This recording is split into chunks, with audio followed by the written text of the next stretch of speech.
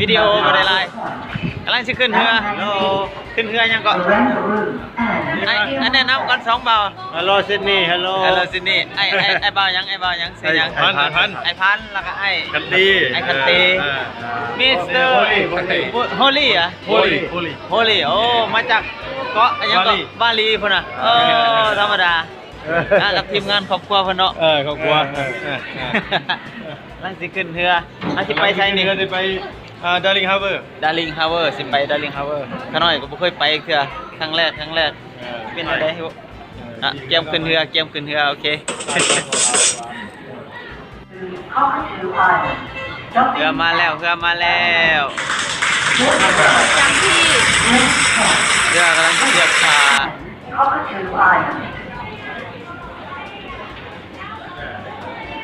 อันนี้มันท่าเรืออยู่โอเปร่าเฮาส์เนาะอยู่สคอลคีแม่นอนนี่มาแล้วก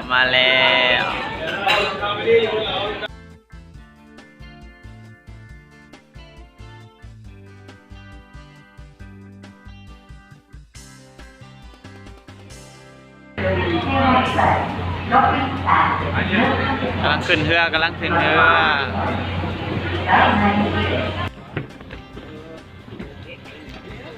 ขึ้นมาฮอดเรือแล้วเรือ2 ชั้นอันนั้นเป็นโอเปร่าเฮาส์เนาะมาสั่นดาดฟ้าเลย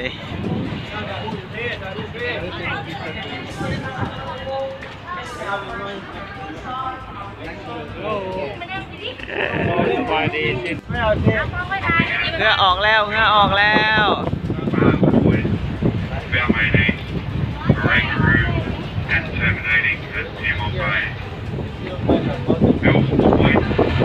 กำลังสิไปเกาะดาริงฮาร์เบิร์ดหรือฮาร์เบิร์ดโอ้ย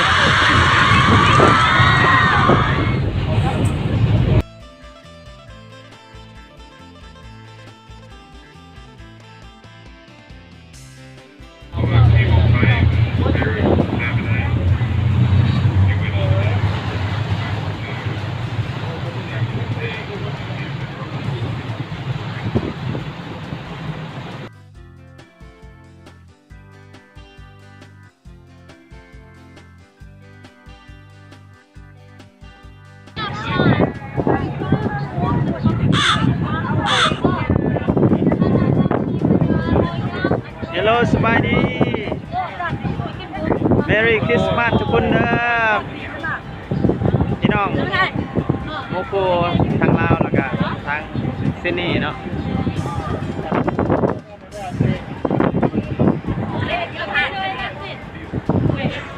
เรือกำลังออกมามีโอกาสมานำทีมงานมันจะไปเห็นอย่างทีมงานหน้าพวกไอ้เอื้อยเพิ่นมาแต่อุบลบุรีเนาะเป็นพาขึ้นเรืออยู่กับพระเฮาสิไปอันนั้นไล่ไปให้แล้วนี่เกาะสิไปเกาะกำลังสิไปเกาะดาริงฮาร์เบิร์ดบ่เคยไปครั้งแรกเด้อพี่น้องเบิ่งน้ำกันอยู่เทิงเรืออยู่ตอนนี้อันนี้ครัวใหญ่ค่อยไล่แล้วนี่ไล่โอเคมีคนจะเบิ่งบ่ไปดิกำลังจะไปดาริงฮาร์เบิร์ดมีคนเพชรเนี่ยงามหลายวิวงามหลายครั้งแรกได้ลอดกล้องครัวใหญ่เนี่ยมาหลายเทื่อละแต่ว่าบ่ได้มาลอดกล้องครัวเทื่อง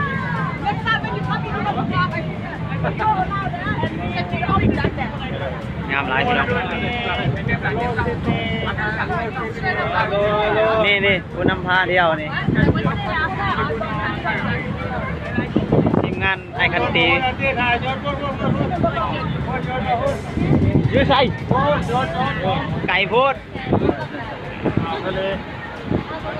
ลอดกล้องทัวร์แล้วลอดกล้องทัวร์แล้วอโศกมันลำเลยเด้อ ยังบ่เห็นนะยังบ่เห็นไผเบิ่งเลย เอ้ยมันสิพาไปลองแจ้งเลย แจ้งว่าแจ้งวันนี้พาไปลองแจ้ง ขอให้แจ้งเนาะเพราะยังมีฝนตกด้วยโอเค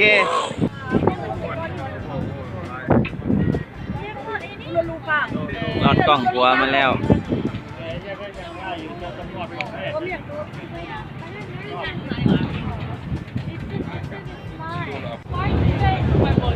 อยู่เทิงครัวมีรถไฟเฉยรถไฟกำลังแล่นอยู่เทิงครัว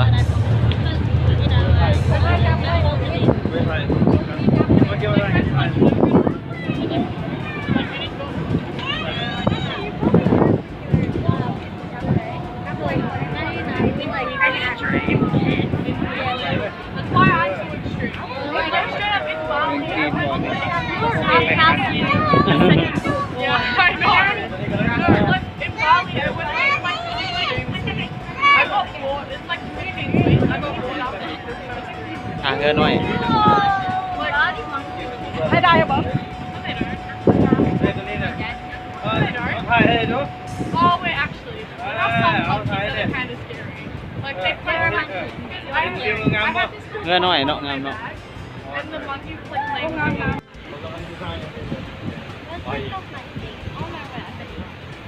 นี่ตั้งไว้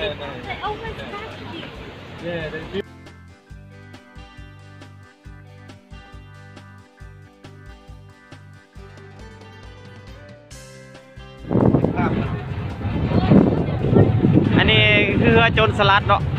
เรือโจรเจสเปโร่เจสเปโร่โจรสลัดแห่งท้องทะเล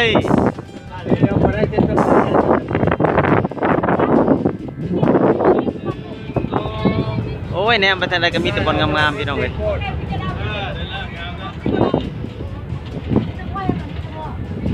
คนธรรมดาสิพาเลาะไปเกาะ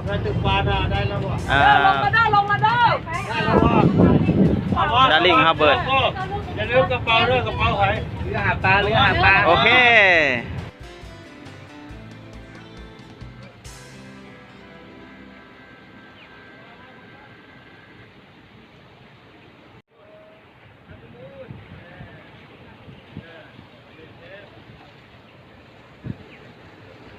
อันนี้มันเรือ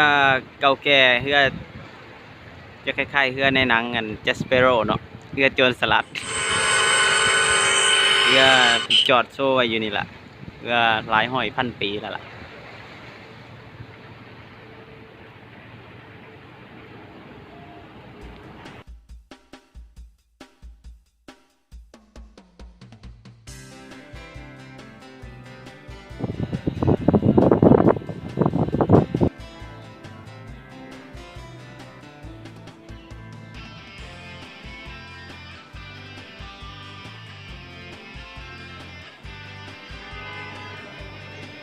อันนี้มันเกาะเนาะเกาะฮาร์เบิร์ดสถานที่อ้อมรอบงามไร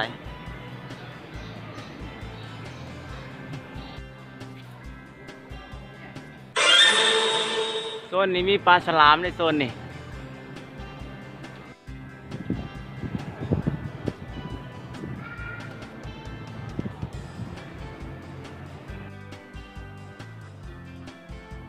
ฮอดแล้วอันนี้มันเกาะสถานที่เกาะดาริ่งฮาร์เบิร์ดนะคือว่าสวยงามสมฤสมสาคนธรรมดาพันเหรออันนี้มันครัวดาริ่งฮาร์เบิร์ดได้ยินเขาว่าครัวนี่เป็นครัวรีโมทคอนโทรล เวลามีเรือใหญ่มามันจะเปิดได้มันจะเปิดให้เรือข้ามได้เพราะว่าเรือมันจะสูงเนาะหลายชั้นมันจะเปิดบนนั่นแหละแถวกลางบนคอต่อมันนั่นแหละจะเปิดออกมาเป็นทางให้เรือใหญ่รอดได้หรือว่าข้ามได้เนาะ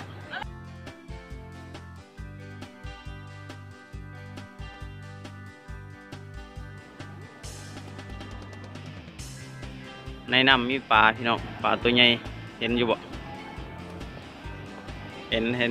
อยู่2-3ตัว4-5ตัว10ตัว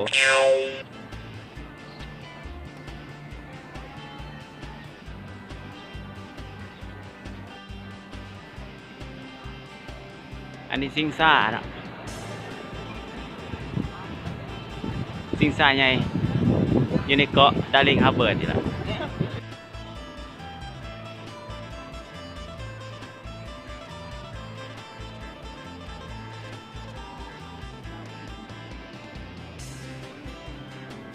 งามหลาย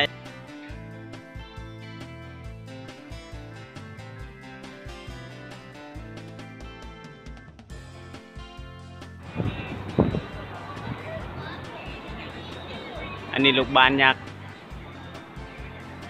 ข้างในมันจะเป็นแบบเป็นแวนแบบสะท้อนเป็นคือเพชรก้อนใหญ่เนาะ เราไปถ่ายรูปได้น้ำบิดคอไก่น้ำบิดคอไก่ เอาแม่ประตูสวัสดิ์นะขึ้นสวัสดิ์นะไปถ่ายแม่ถ่ายเราได้ไหม โอ้อันนี้คันใดมีน้ำไหลในคันใดมันจะเป็นคันใดแบบมีน้ำไหลแบบน้ำบิดคอไก่ ไก่ไก่ คักเลยน้ำบิดคอไก่มันจะเป็นน้ำออกมาจากนี้เนาะ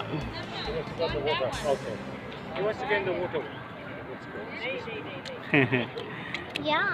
ย่างได้เนาะย่างไตได้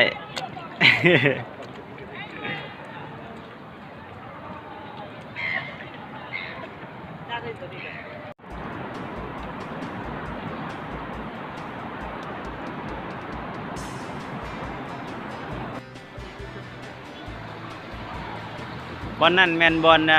เขาให้คนลินน้ำเด็กน้อยผู้ใหญ่ลินได้เนาะแต่ก่อนเกาะดาริงฮาร์เบิร์ดนี่เขาบอกว่าเคยเป็นเมืองเอกของซิดนีย์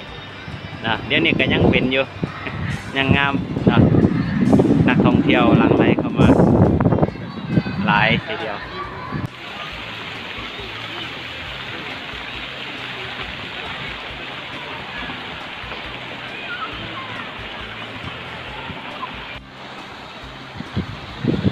เป็นบอลเด็กน้อยผู้ใหญ่ลินน้ำแก้ห้อนเนาะคล้ายๆแบบลินสงกรานต์บ้านเฮาล่ะ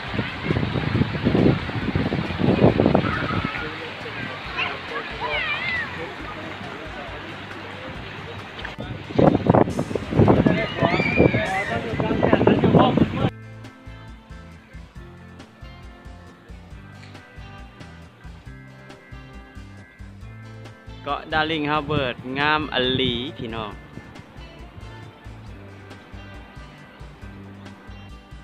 อันนี้มันเขาจะมาโตตัวเด็กน้อยเดี๋ยวช่วยซิวีว่าอันมันจะมาเตี้ยเด้อ นักห้องวะ นักร้อง โอ้นักห้องดังสิมาแสดงอยู่หอใหญ่เนาะ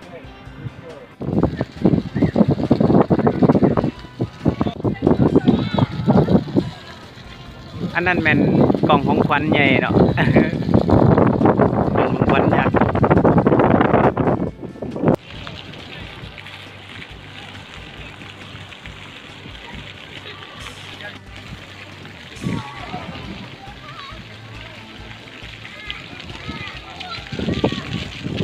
กล่องของขวัญใหญ่มีหยังทางในบ่ฮู้เด้อเนาะ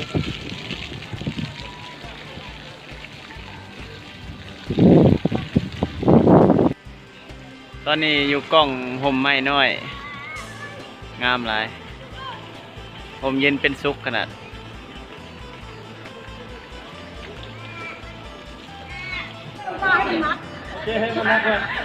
ขนาดกล้องกัวนี่ยังงามนะมีแต่ก้อนคำใหญ่นะผู้ใดอยากได้ก้อนคำ นอนลงแบบนอนเดี๋ยวนอนกินปิดหน้าพี่1 2 3มีแต่ก้อนเงินก้อนคำโอ้ยสะอ่อน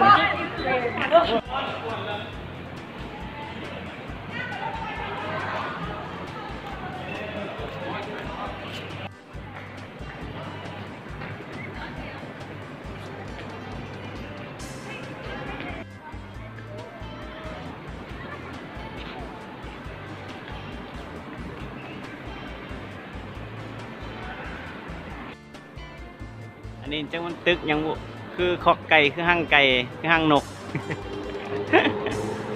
อายุอายะอยู่ละ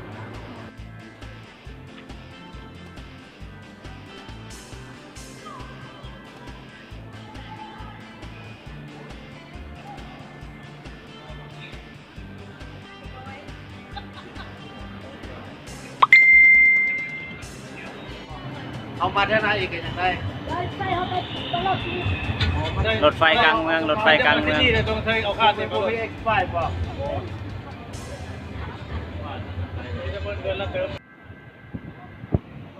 อันนี้แม่นตู้บนตื่มบัตรรถไฟเนาะ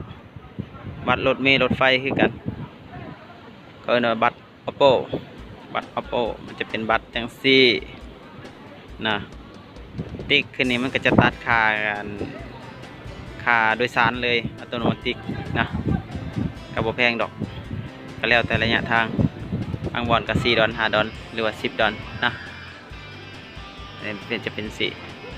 จะแทบอยู่ในประตูขึ้นรถก็ได้หรือว่าอยู่ข้างทางก็ได้จะเป็นถ้ากันในกรณีเงินเมิดนะเงินในบัตรเมิดก็ซุปบัตรเข้าไปนี่จุ๊บแล้วก็ตีรหัสบัตรธนาคารเขาใส่คาดเขาใส่เนาะมันก็จะตัดแล้วแต่เขาอยากตื่มเขาใส่แนวใดแบบตื่มเงินโทรศัพท์นี่แหละกดเข้าไปแล้วก็ใส่ต่อได้เนาะบ่ว่าจะเป็นทางขึ้นรถไฟรถเมล์หรือว่าทางผ่านจะไปขึ้นเรือจังซี่เนาะก็ต้องพกเงินสดเนาะติ๊กบัตรอันนี้อย่างเดียวจบคล้ายๆกับบัตร ATM นะแต่เฉพาะขึ้นรถลงเรือเท่านั้นนะ easy amazing Sydney จะขึ้นรถไฟต่อเนาะนี่เนาะสิไปใส่ต่อออกจากเกาะนี่ไปงมหอยต่อบ่รถเมล์ไฟฟ้าตอนนี้เขากำลังสิเข้าไปสถานีรถไฟเนาะจ่ายค่ารถไฟก่อนโอเค2 ดอล 40 เอาแม่น2 ดอล 24เอาออกจากอะไรยังเกาะฮาร์เบิร์ดนะดาร์ลิงฮาร์เบิร์ดนะออก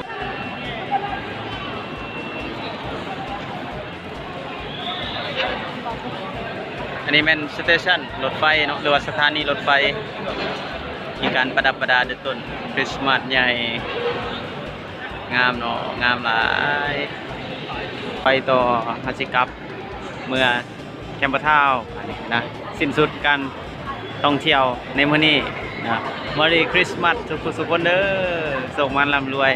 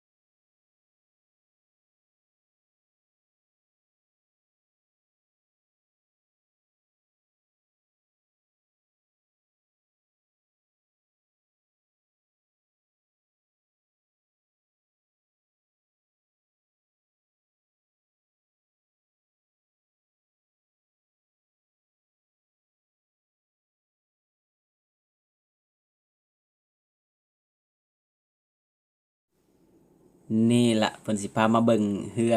Jack Sparrow นี่ล่ะแม่นบ่ผู้ค่าเดาซื่อๆดอกบ่แม่น มันคือซื่อๆเนาะ